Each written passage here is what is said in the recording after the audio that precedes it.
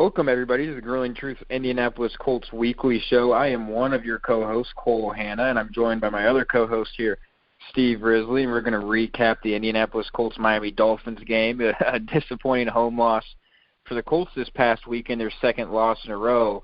And, Steve, I guess we can just go ahead and jump right into it here. The Colts really had trouble getting the ball into the end zone. They really didn't have any consistent offensive performances, and a lot of that, I guess we should probably start with the elephant in the room. Jacoby Brissett did not play. Brian Hoyer was the guy for quarterback for Indianapolis. He goes 18 of 39, 204 yards, 1 touchdown, and 3 interceptions. So not the best day at the office for him. To be fair to him, the Colts did have a lot of injuries at wide receiver. T.Y. Hilton did not play.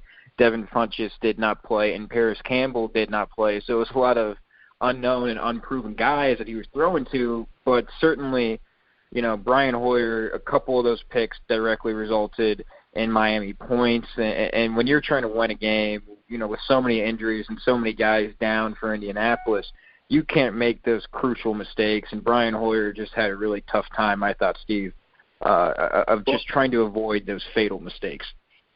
Well, it's a tough situation to step into. You're basically the third-string quarterback on the football team. But Brian Hoyer is a seasoned veteran. He's not like a rookie who hasn't played in the league a long time. So I didn't think that there was I don't want to say incontinuity, but there just was no continuity. Yeah. They didn't. But you put a new quarterback in, and you're running your offense, and you're used to Brissett or Andrew Luck or whoever was playing quarterback for before. You come in, and it's going to mess up your offensive scheme a lot. And I felt that Frank Reich tried to stay basic with it. I just think they weren't able to move the chains for the whole day. Yeah, no, I completely agree. The inability to move the ball offensively was pretty much their Achilles heel, because I thought the defense played absolutely outstanding. Darius Leonard I did too. Yeah. Darius Leonard was just an absolute monster. He had 2 tackles for a loss, a sack, an interception, 13 total tackles. He was really all over the field. But the offense was just not there to complement him. And again, I think, to be fair to Brian Hoyer, one of those interceptions, I think you can play squarely on the shoulders of Eric Ebron, because that was a good throw to the end zone. It would have been a touchdown. Did it bounce off of him? No, well, it should have been a touchdown. Eric Ebron caught it, and then just kind of looked like he went to the ground, and the Miami defender pretty much just wrestled the ball away from him. It looked like it could have been a touchdown to me, but they called that he did not essentially complete the process of the catch, and the Miami defender ripped it away. So, that should have been a touchdown for Brian Hoyer. You should have taken an interception off the board for him and added in another touchdown pass, but it just, it didn't work out for him. But he needs to be better, and the good news is Frank Reich has announced Jacoby Brissett will be back next week. So they'll get some much-needed relief at quarterback position and go back to Brissett, who had been having such a solid year, really, before he went down to injury. And I guess we can just kind of cover the defense here really quick, Steve, because I think it's a disappointing loss. There's no way to spin it. You're losing at home to Miami in the situation the Colts are in such a competitive division. That's not a game you want to drop.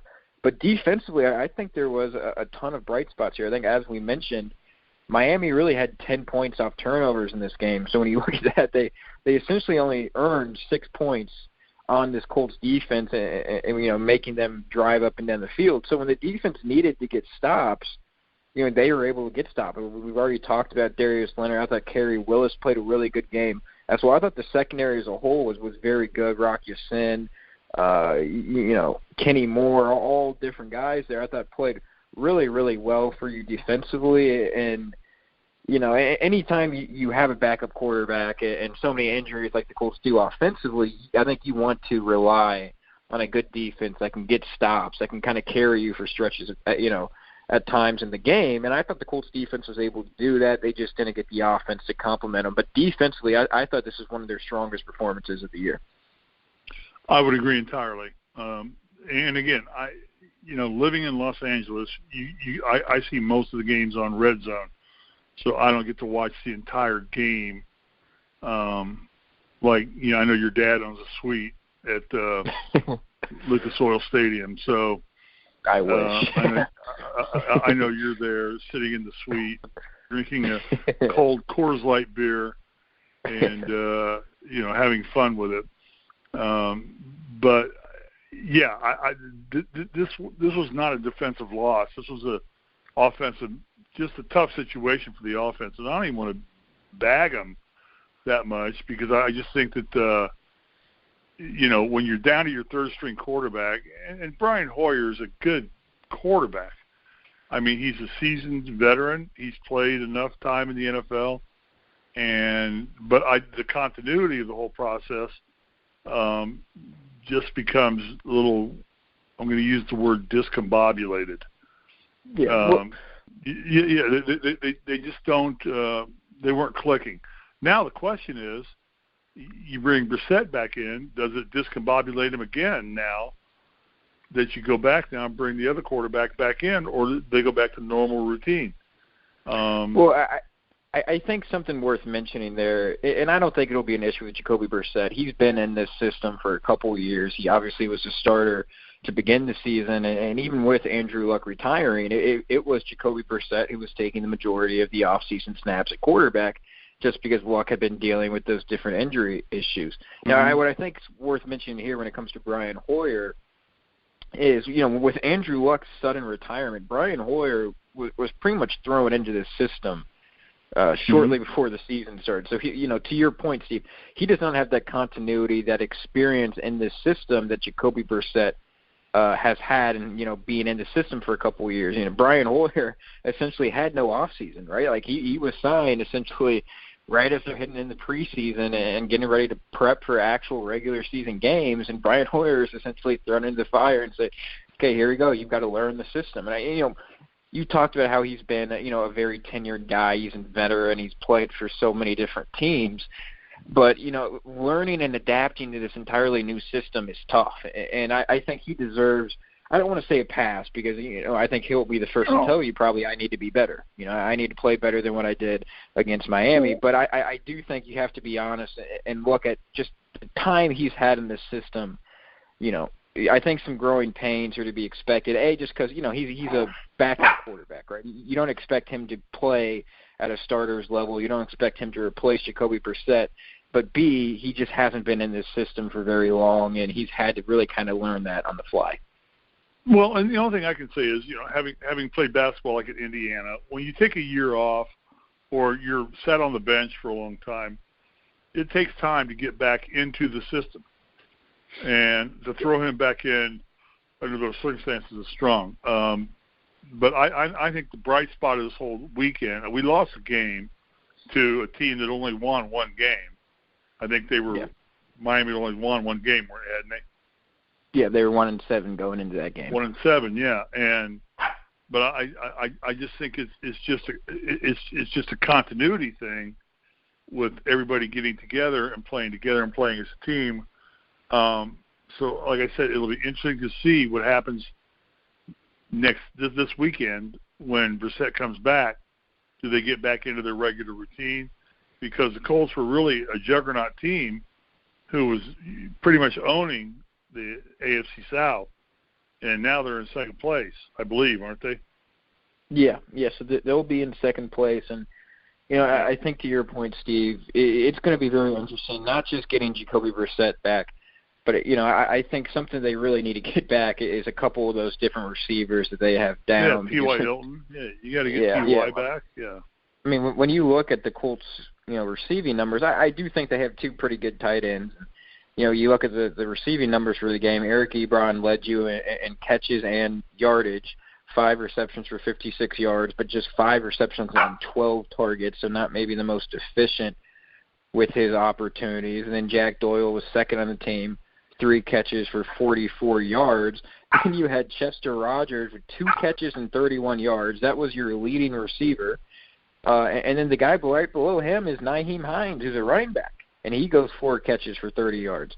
So, you really, out of your top 4 receivers from this game, one of them was a wide receiver. You had 2 tight ends and a running back in there, and I just that shows you just how little depth this team and frankly, talent that they have out on the field right now at the receiver position. And, T.Y. Hilton is obviously one of the elite receivers we have in the NFL. He didn't play. Devin Funchess was signed to fill that number 2 receiver role. He's a big body. I think they kind of hope that, he could really help and take some pressure off T.Y. Hilton. He's essentially not played this season. He was hurt early into the game week 1. And then Paris Campbell, who you took in the second round of this past draft, and I think they had really high expectations for him. And I think it's a little bit frustrating because you go back to the loss against Pittsburgh, and I think one of the bright spots in that game was what Paris Campbell was able to do. He had kind of been quiet most of this season, but then he goes 5 catches for 53 yards in that game, added 27 yards on 3 rushes during that game as well. So he kind of had, I don't want to say a breakout game, but easily his best game of the season. And he goes down with a hand injury and had to have surgery on that. So they just have so many different injuries offensively, especially that receiving core, that makes, whether it's Brian Hoyer or Jacoby Brissett, you don't have a lot to work with weapons-wise. So they need to get that figured out as well, especially when, you play teams like Jacksonville, Tennessee, Carolina, New Orleans coming up that are some pretty good defensive teams, and you're going to need, your full stable wide receivers back at some point to be able to really overcome those challenges. Well, what's the secret here then? Do they throw the short game? To me, I thought the offensive line was fairly, I hate to use this word, mediocre. I didn't think they punched the holes that they needed to punch for Marlon Mack and get him open and get him into the running field consistently. They did it at times, but I was a little disappointed mostly in what I saw of the games was the offensive line. What's your thoughts on that? No, I think that's a very good point. I mean, Marlon Mack goes 19 carries for 74 yards. So, not the worst game, but certainly not a dominant game. And when you have a backup quarterback, I think you would like to get a little bit more out of your running game to really be, I think if ideally, and I think what the Colts wanted to do in this game was let's not make Brian Hoyer go win this game, right? Let's have the running game kind of dominate. Let's rely on the horses we have up front, and let's let Marlon Mack go kind of carry us to victory. And it just wasn't able to work out. I mean, they were down 10-0 at halftime, so they really kind of had to start throwing the football. And you ended up throwing the ball with Brian Hoyer almost 40 times in the game. So, you kind of did exactly what you didn't want to do, and you were kind of putting the ball in Brian Hoyer's hand and saying, please go find a way to win this game. And the running game was really, not dominant at all. I mean, you were under 4 yards per carry in the game as a team, 29 carries, 109 yards is 3.8 yards per carry. So, just the rushing attack was not as dominant as we've seen it be. And I think that can carry over even into pass protection, and I think it's a big issue in this game. Now, you only had 1 sack for 13 yards. I get that 1 sack isn't, that's not anything you want to freak out over, but I thought Brian Hoyer was just kind of constantly under pressure. It seems like he could just never really get comfortable in the pocket and always kind of had to move around a lot. Credit Miami because they did a great job of getting after him, but this offensive line, has been one of the best, if not the best in the NFL over the course of the entire season. But, Miami's front seven, give them credit. They really took it to the Colts offensive line, and they really put the Colts into some uncomfortable situations that they really hadn't been used to. I mean, we have not seen a quarterback be constantly under pressure like they were this past Sunday, and I think that's a big reason you saw Brian Hoyer struggle as much as he did. I would agree entirely with you on that. I mean, as I was watching the game, as much as I could watch the game out here in Los Angeles, they were not as effective as I would have expected them to be, especially against a team that's 1-7, and you're punching holes like crazy, behind Nelson and everybody like that. They just didn't get the things done. Ryan Kelly was back. I don't know what went wrong there, but I think that's the flaw in our lack of being able to score more points than we did in the game. Right. Yeah, I tend to agree. The offensive line obviously struggled, and they need to be better moving forward. But I do kind of wonder how much of that was, you had Brian Hoyer at quarterback, and, I think a lot of teams were probably game planning. Sure. Yeah, and I think the game plan for Miami was probably pretty simple. It's, let's crowd the line of scrimmage. Let's put 7 or 8 guys in the box if we need to. Let's stop Marlon Mack and let's make Brian Hoyer beat you with his arm. And I think, it's a pretty obvious strategy given not just that you have Brian Hoyer at quarterback, but you have those different wide receiver injuries. So, the Colts receiving core is not going to scare anyone. And, I thought Miami, to their credit, they executed that game plan to perfection. The Colts running game, it wasn't, missing, but it just wasn't really enough to carry them offensively, to really get them going offensively. And the passing game had to become your number one and number one to number 2 priority. I mean, at the end of that game, it just became Brian Hoyer kind of throwing the pigskin around and trying to find ways to get the ball not just into, the 30-yard line or the 25-yard line, but trying to find ways to punch it all the way into the end zone. And they just couldn't they just couldn't do it. They just constantly got into field goal range a few times, but they could never just punch the ball into the end zone and get those 7 points that they needed. And, just offensively, they were just simply not good enough. No, well, and then Vinatieri, is this his last year? Yeah. I'm going to be honest, Steve. Like, I get that the Colts... Should it be his last game? Let me ask you that question. Yeah, but that's exactly where I was going to go with this. That's exactly where I was going to go with this is, I understand the history with what he's been able to do in the NFL and that, he has been the greatest kicker this league has ever seen. He's been Mr. Clutch. But at some point, how many games are you going to let cost you? Yeah. I mean, because I think this is really the third loss I think this team has taken, 3 out of 4. On his leg. I think where you can look back and say, okay, I don't think it's fair to say, okay, hey, that's the only thing that went wrong and we played a perfect game outside of Adam Vinatieri. No, obviously that's not true. But it's the third loss of the 4 losses you have in the season that you can kind of look back and say, yeah, if we had better kicking, maybe that's on the loss. There was some missed kicks that were not only missed kicks, but they were very makeable kicks that we just couldn't get to go through. And they were a key factor in why we lost that football game. It's the third time. And, the stat that I heard is kind of unreal that, so essentially since they moved the extra point line back, Adam Vinatieri has missed more extra points than any kicker in the NFL in that time span. He's missed 6 extra points. We played barely over half a season, Steve, and he's already, set the record for most misses from an extra point. And I get it, Frank Reich is adamant that he'll snap out of this and he just is kind of in a mental rut, and we have all utmost faith in him. But at some point, I start to wonder, okay, I don't think this is just a mental rut you're in or you're just kind of battling some mental issues. I think it's you're 46 years old and you just don't have it anymore. Because to me, that's kind of – because some of these misses, Steve, I mean, it's not like, oh, he missed it a yard to the left. I mean, some of them just aren't even close. They're just ugly coming off the leg, and you can just tell as soon as he kicks it, yeah, that has no chance. So – Thanks, Cole. I'm 60.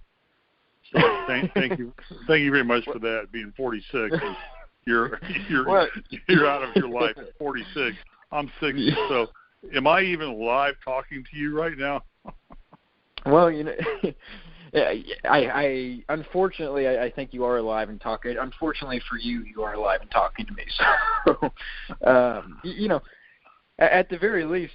He's 46 years old and still making a few $1 million. So, his age won't be that much of an age for him. I think he has a good life ahead of him with how much money he's made in this league. But, I just start to wonder. But I just think it's that simple. I watched this game and I watched this team this season. I don't think it's just something. Okay, mentally he's going to snap out of it. I think it's something where.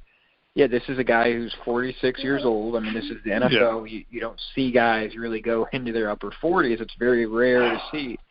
And I mean, I don't know what your take on it is, but at this point, I'm not convinced that keeping Adam Vinatieri as your kicker is the best thing for this team. No, I think you'll lose more games. I mean, I think he's cost us 3 games. Yeah. And bless his heart, I mean, he's been a true champion. He's got, 5 Super Bowl rings? 4 or 5 or something like that? Something like that, yeah. He has a... I don't know the exact number, but it's 4 or 5, yeah. I mean, he's got a bunch of them. So I believe with it's New 4, England and with the Colts, so he's won with both teams. But I just think there's a time, when the game quits you. Right. And I'm almost beginning to believe it's a situation now where the game has quit Adam Vinatieri.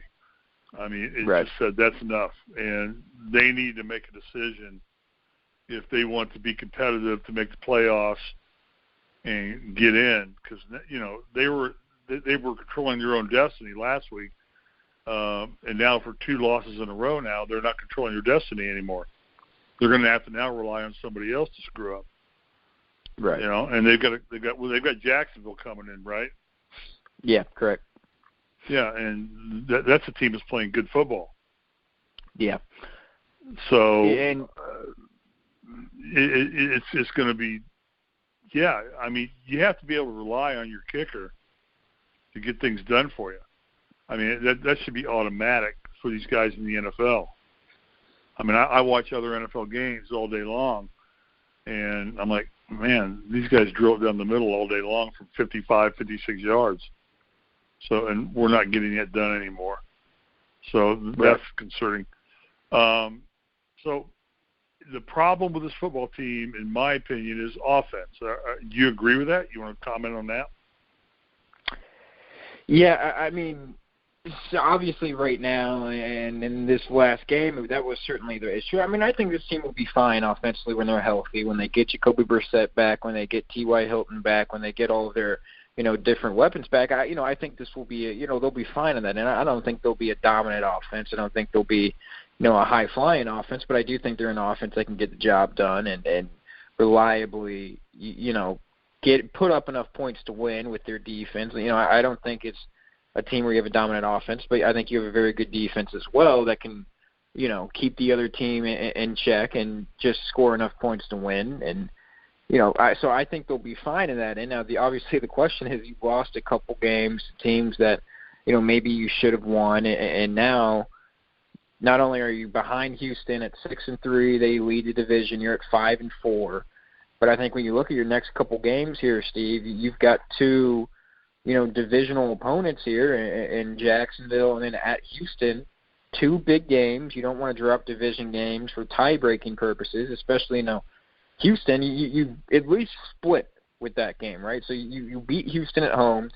So they're not going to take you in the head-to-head tiebreaker, but so it's going to come down next after that is divisional games. And so, these next couple games, you've got to take care of business within the division. And I guess it's going to be the question is, so I think they're going to get healthy, but are they going to get healthy in time to really turn this season around? A season that was looking so promising at 5-2, now you're to 5-4. And are you going to get Jacoby Brissett? Are you going to get T.Y. Hilton? Are you going to get, Paris Campbell, these guys back? Because T.Y. Hilton's going to miss the game against Jacksonville. Paris Campbell is going to miss the game against Jacksonville. And Devin Funchess is still going to miss the game against Jacksonville. So, that's not going to be an easy game at home. And then you're going into Houston, and you're going to have the same injury questions. Is T.Y. Hilton going to play? Is Paris Campbell going to play? We don't know the answers to those questions. So I think they'll be fine when they're healthy. Just the question is, are they going to get healthy in time to really make a run to qualify for the postseason? Yeah, I mean, I agree. I mean, I can't add anything to what you just said, so I wouldn't even try and over-compliment that. It's put up or shut up time for this team right now offensively. Yeah. But let's move over to the defense. I think the defense, and we first questioned the defensive line at the beginning of the season. I think they're doing a pretty good job. And obviously Darius Leonard is just a beast. I mean, he's a beast. Our defensive backs are holding their own. I know they're injured back there too. But what's your thoughts on the defensive side of the field? Yeah, no, I think defensively, I think that you have a couple legitimate playmakers, I think, on that side of the field. When you look at not just, as you said, Darius Leonard, but another guy who I think has been, super impressive has been Justin Houston at defensive end for you. He's really kind of racked up a whole lot of sacks. He's sitting at 7 sacks in the season through 9 games. He's been kind of a game record coming off the edge. Unfortunately, defensively, you've had to play a few games without Pierre this year, who's your best shutdown corner. They haven't had him. Another name to add on to the injury list, I guess, of key guys who you're missing. Hopefully they can get him back against Jacksonville. But, all in all, I think the defense is very good. They have a lot of talent. I think the defensive line, we've talked about, especially the interior defensive line, I think has shown some weaknesses. But all in all, I think they've been good enough to get by. And, I think they're kind of similar to the offense. I don't think they're a dominant defense. I don't think you're going to talk about them as a top 2 or top 3 defense in the NFL. But I certainly think it's a playoff caliber defense. It's a defense that's opportunistic. I think they really, take advantage of opportunities not just to turn the ball over, but when it comes to just getting key situational stops, they seem very good at just being able to get a stop when they need to. Those momentum-changing drives where, everyone knows that, it may not decide the game, but this is really, this play is going to set the tone of the game. And I think they're very good at getting off the field when they need to. Like I said, just an opportunistic defense. I feel pretty confident moving forward with this defense and the defensive coordinator we have and the talent we have on defense. I think we'll be fine moving forward on that side of the ball. Okay. What are your 3 key takeaways for this football team defensively?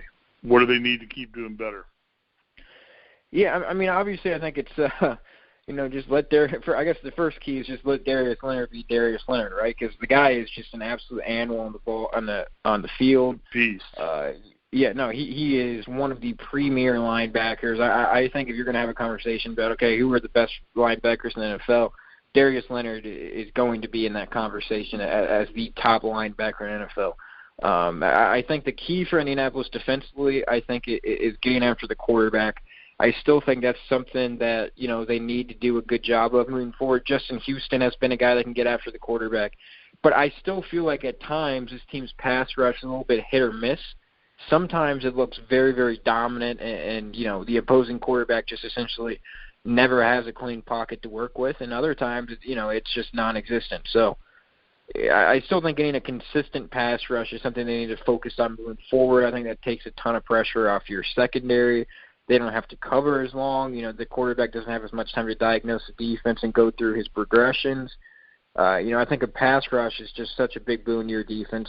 That needs to be a consistent weapon, not just something we see here and there.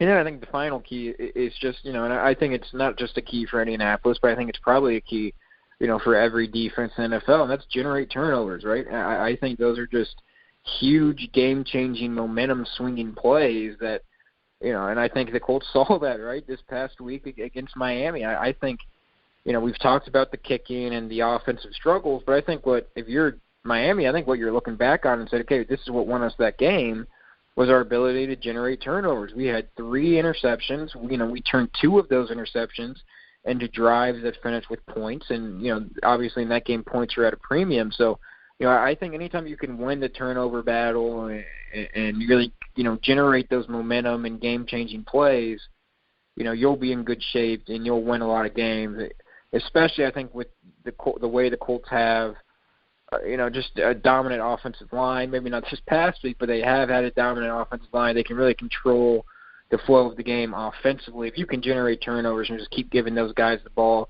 let the offense kind of ground you and pound you and wear you out defensively, I think that would be a huge, huge boon in this team defensively. Okay. Offensively, what 3 key points we need to do offensively to improve this team? Get Brissett back. Obviously, we won. I would assume get our receivers back would be 2. What offensively does this team need to do offensively to get us back to where we were 5-2 rather than 5-4? Yeah, no, I think like you said, first off, they need to get healthy.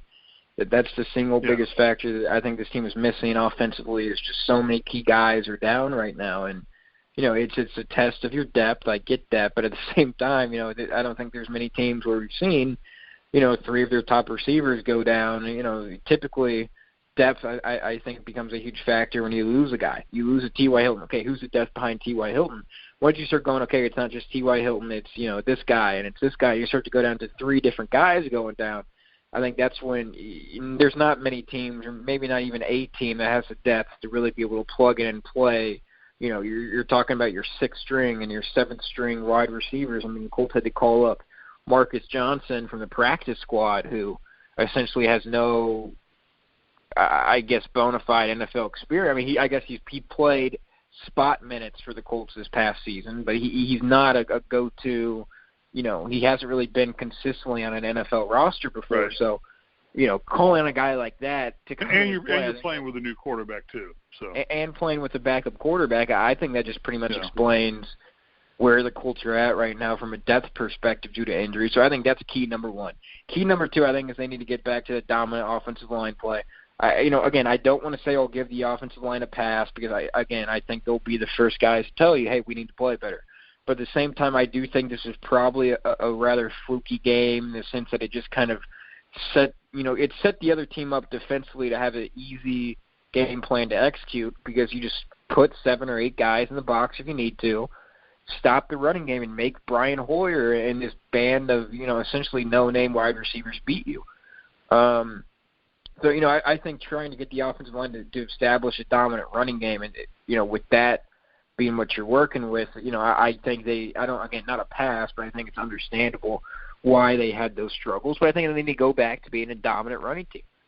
Marlon Mack's had some really, really impressive games early in the season. I thought he's kind of been limited.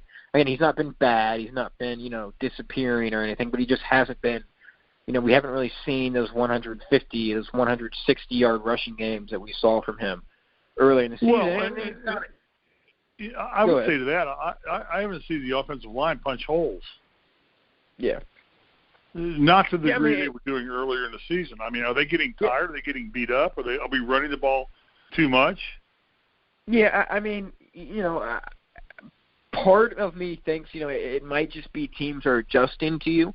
They know early in the season that's what you want to do is dominate at the offensive line and set the tempo and set the flow of the game. And really make it kind of a slow, methodical game and not, a game where you're coming out throwing the ball 50 times and slinging it all over the field.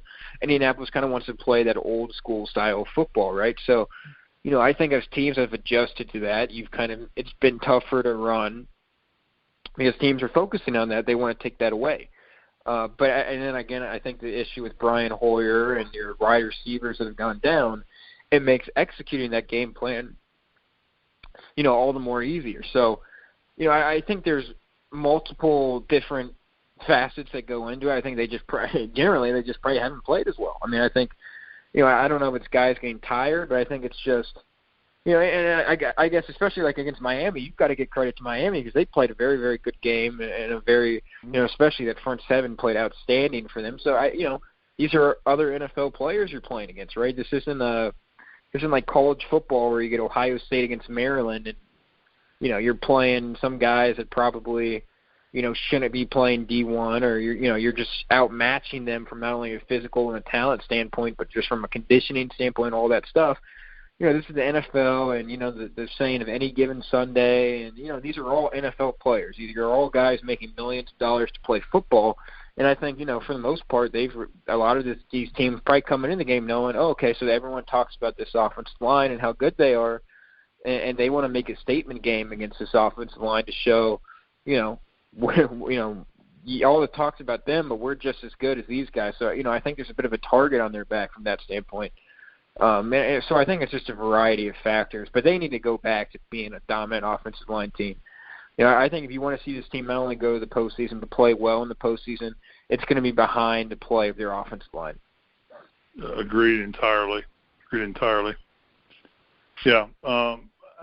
Your take on Frank Reich? Good coach? Yeah, no, I mean, I think he's a good coach. I think he's an offensive line. He couldn't overcome this. Yeah. To me, from what I saw when I was watching the game,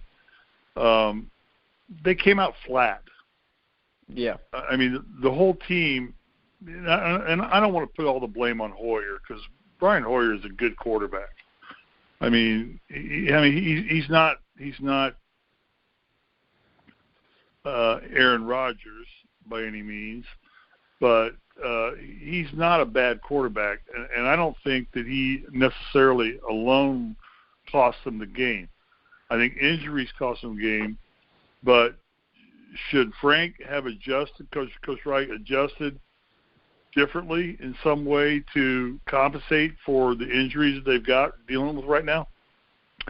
Yeah, I mean, obviously, anytime you look at some of the situation the Colts are in, you can say, okay, you need to adjust and do different things. And I think that's fair. I mean, I think you could have probably put Brian Hoyer in better situations. But I think obviously the ideal situation going into that game was not to be down 10-0. You don't want to be playing from behind with the backup quarterback. You kind of want to let him be able to just manage the game, right? I think the biggest thing with a backup quarterback is you never want to put him into a situation where you're saying, go win us this football game, right? Go put the team on your back, go make the plays we need to win. I think it's an easier situation for a guy like Brian Hoyer to kind of grab a lead early and just say, okay, just manage the football game. Don't make the crucial mistakes. Just, take care of the football, make the right throws, whether that's taking what the defense gives you, throwing the ball underneath coverage, do what you need to do to just not lose us this football game. And unfortunately, with the early kind of 10-0 hole at the Colts spot in Miami, it became a situation where it's like, Brian Hoyer, go win us this football game. And that's not a situation. I think Frank Reich will be the first to admit that we don't want to put our backup quarterback in that situation. That's not what the situation he wants to be in. So, I think Frank Reich's a very good coach. I think offensively, he's a very creative guy. But, the offense wasn't working this past week. He's an offensive coach. So part of that, is naturally going to have to go on his shoulders. And, I'm sure he takes responsibility for it. And they need to be better. But, I have confidence in Frank Reich that he'll get it turned around. I think he's a very smart guy. He knows what he's doing. And they'll figure it out. There's not many more coaches I think I would have more confidence in than Frank Reich. I mean, I have all the confidence in the world in him, but he'll get this figured out. He'll get this team turned around. I think he knows exactly what the issues are and how to solve them. And moving forward, I think he'll be fine. I think having him as your head coach is a huge plus to this team. I don't think it's negative. I think having Frank Reich as your head coach is a huge plus. And, of course, they have Fitzmagic. They have Fitzmagic at quarterback, yeah. Yeah. So that guy's amazing. That guy's amazing. How well he's been in the league like 15 years or something like that. I think he's played for like 50 different teams in the NFL. Yeah, I know. He's just bounced around. 50 different teams, but the guy is just Fitzmagic is just amazing. I mean, how he just continues to deliver on any given Sunday. So all right, what are your expectations? Go ahead, finish up. Yeah, I was just going to say, I think at this point we should probably jump in to this Jacksonville game they have coming up this weekend, and we can kind of do just a quick overview of this game because it is a big game. It's a divisional opponent. I think the Jags. Are we 2-0 in the division? I think we're 2-0 in the division, aren't we? Yeah. So we beat Tennessee earlier in the season, and then we beat Houston. Yeah. So we are sitting at 2-0, undefeated in the division. And now you've got a couple divisional games coming up, and it's going to start with Jacksonville. And I think Jacksonville's a team that, I think they had some relatively high expectations coming into the season, and they haven't. Well, they lost necessarily. And they haven't necessarily lived up to that, and part of that is because Nick Foles. So I think, especially with Jacksonville, with Nick Foles going down, I think you had Gardner Minshew coming in for that team, and I think he played very well filling in for Nick Foles. And then obviously they've just recently made the decision that they're going to go back to Nick Foles as their starting quarterback when he's ready to play. So I think that's probably the right move. But so I think you're probably going to see. Well, Nick they're Foles paying the guy $25 to $30 million a year. I hope they do. Yeah, well they signed him to be the starting quarterback. So. So Nick Foles is going to be the guy under center for them, and it's going to be a very interesting game to watch. But I think that defense for Jacksonville is going to be the story of the game, right? Like, this has been a team that traditionally has hung their hat on their defense. They've been a very good defensive team, and I think as I talked about earlier, the Colts are not really going to get that much, relief from the injury front with Paris Campbell, T.Y. Hilton, and Devin Funchess all out again. Now you're going to get Jacoby Brissett back, and that is huge. It's probably, if there's a single guy you want back on the field, it's probably Jacoby Brissett. That'd be who you take.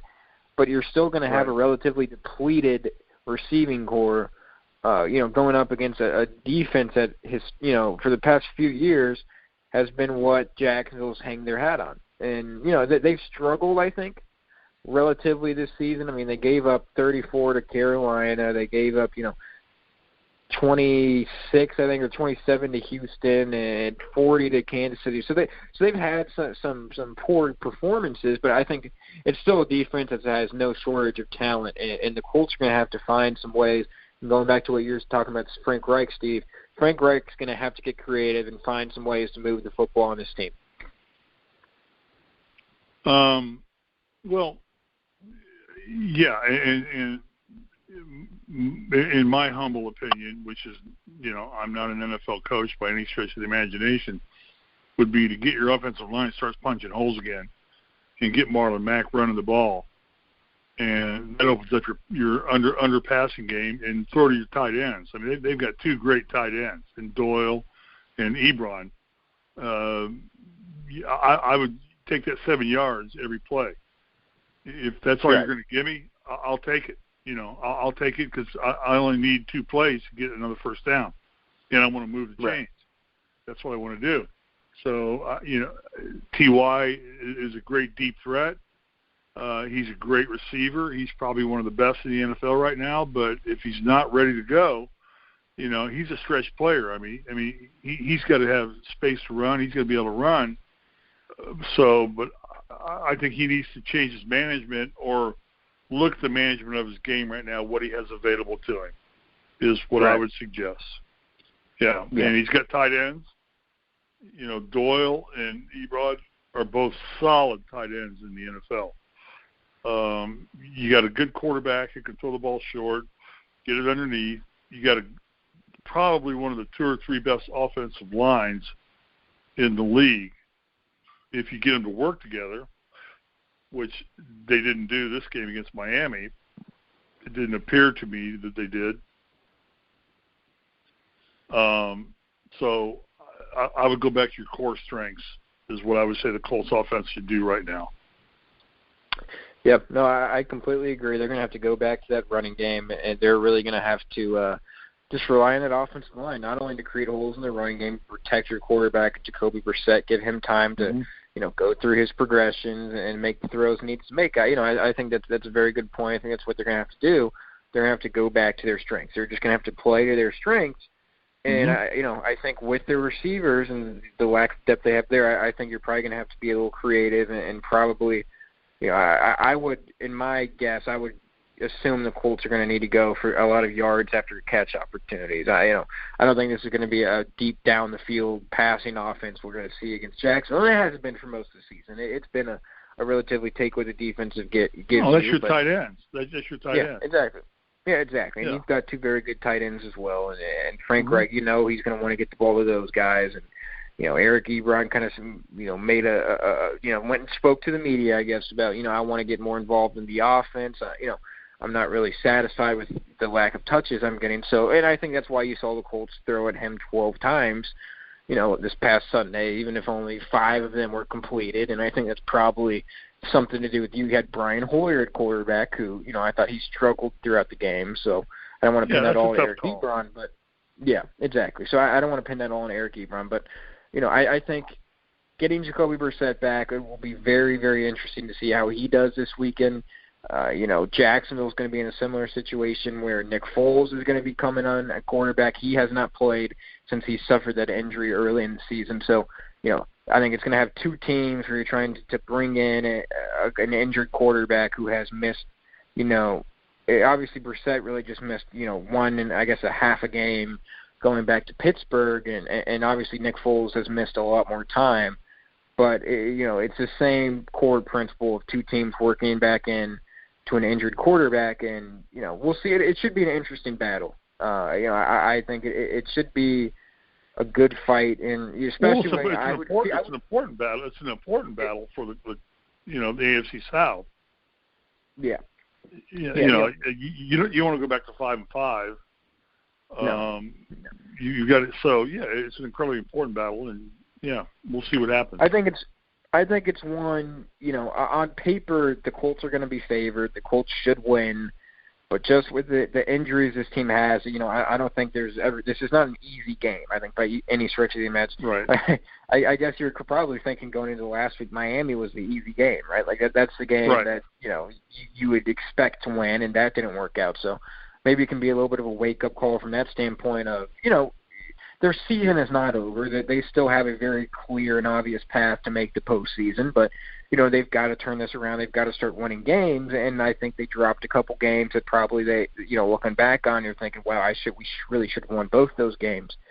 And now moving forward to these couple of divisional games, like we talked about, they're divisional games, and you're in a tight battle with Houston, and even Tennessee and Jacksonville are not too far behind in that race for the division. So really all four teams probably are still feeling like they have an opportunity to get to the top of this division. So anytime you play a divisional game, it's going to be a dogfight, and, it's going to be a big team game, not just for Indianapolis, but it's going to be a big game for Jacksonville. So it should be a good fight. I guess if we can just go ahead and offer our score prediction here, Steve.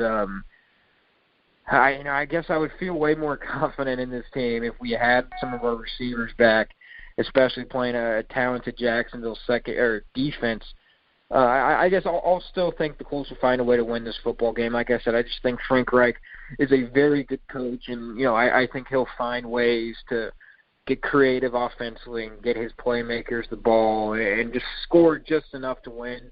I think the defense will play well again. I think Nick Foles coming back will probably have a little bit of rust, and I think the Colts will use that to their advantage. I'll go Colts win 2017. Yeah, I had 24-21 Colts. Okay, yeah, so we're close. 3-point field goal game.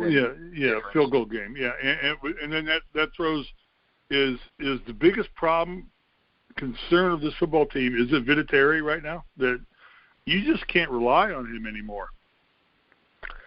Yeah, I mean, you have to rely on your kicker to just knock it dead.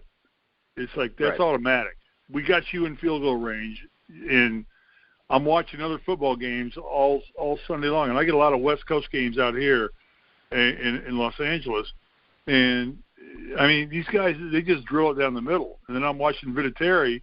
I'm like, oh, my God, he shanked that thing by 20 yards. I mean, That wasn't even close. And so, and you have to have those points. Like I said, This is a football team that is 5-4? That we are right now? Correct. Yeah, they could be.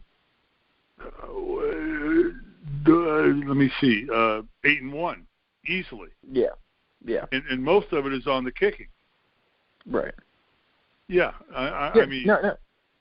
Yeah, I mean, Miami, I understand because we're down to our third string quarterback, and like I said, God bless Brian Hoyer. I mean, I don't have any ill will against him, but when you're thrust into that situation. When you're down to the number 3 quarterback, then you're in trouble. I guess he's actually the number 2 quarterback, but Brissett, was the number 2 quarterback, and then Andrew Luck, but he left, so he's gone. So don't sweat him.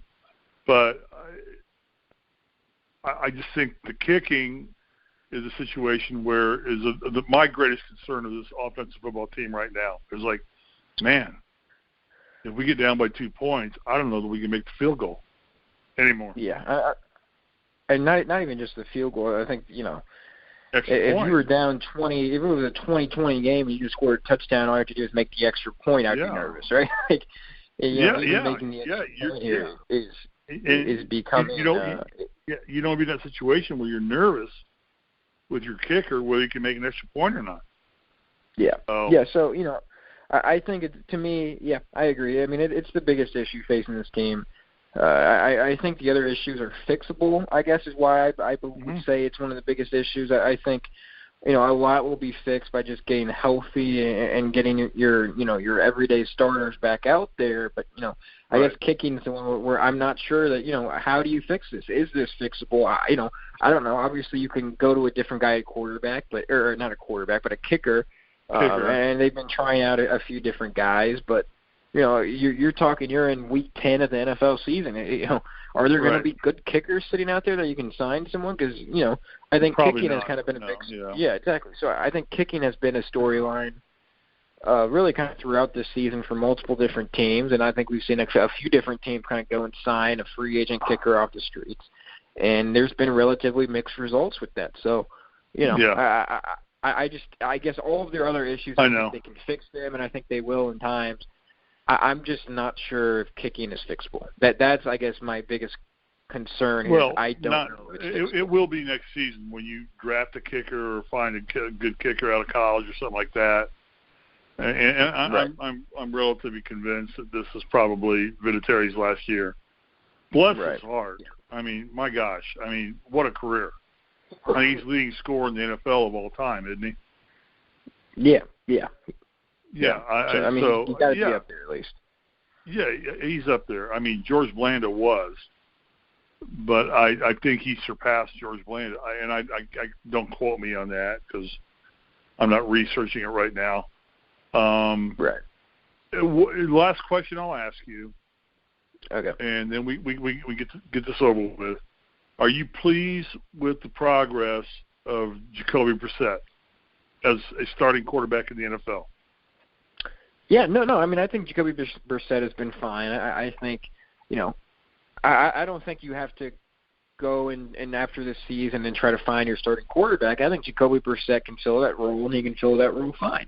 I'm not sure he's a top 5 quarterback, and I think you get a little bit greedy, right? You went from watching Peyton Manning play football, and then from there you immediately get to watch Andrew Luck play football. So I think Indianapolis has been a little spoiled with some great quarterbacks, and not to say that Jacoby Brissett is a bad quarterback, but he's just not on that level. He's not that elite level quarterback that I think has a chance of at a Hall of Fame bid. And I don't think Andrew Luck's going to end up a Hall of Famer, but I think if he had played out his career, I certainly think he had the opportunity to get in that conversation. And I'm not sure Jacoby Brissett's ever going to be in that conversation, but I think he's a very good NFL quarterback that can get the job done.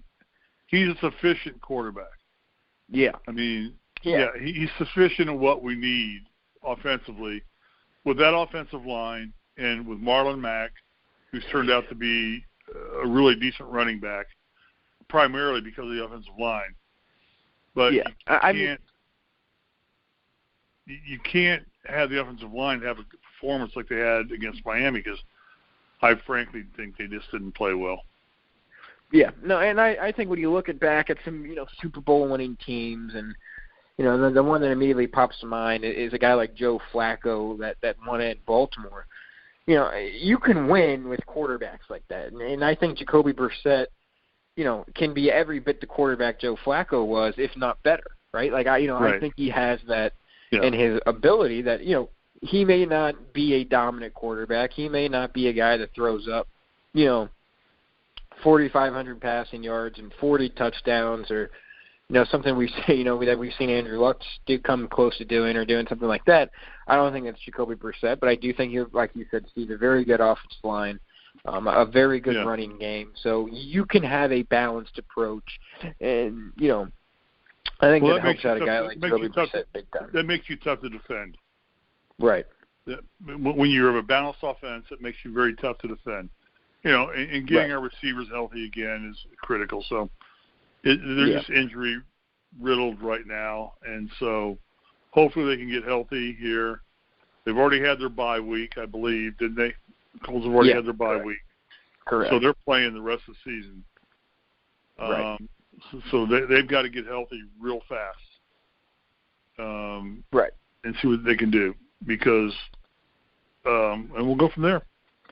Anything else? Well, I think that pretty much does it for me. I don't know if you have any last words you want to add on there, Steve, before we wrap this up, but I think I'm pretty much good. All right. Well, I guess, we'll be back in action next week. The Colts will play Sunday at 1. So, we'll be back on at some point next week. I don't know exactly. Sunday at 1. That's 10 o'clock my time. Well, I guess 10 o'clock. I lay in bed and watch the Colts play. Yeah. Well, there you go. So I guess 1 o'clock if you're Eastern Standard Time, and if you're West Coast, 10 o'clock if you're Pacific Standard Time. Yeah. Yeah, exactly. You know when you're when NFL is on. I'm sure we don't need to tell you. But so the Colts will play Trust me. at the first round of games against Jacksonville. Should be a big battle, and I guess that'll pretty much do us here for the Indianapolis Colts Weekly Show on the Grilling Truth Network. And we'll be back next week to hopefully we can talk about another Colts win. It feels like it's been a while since we've done that.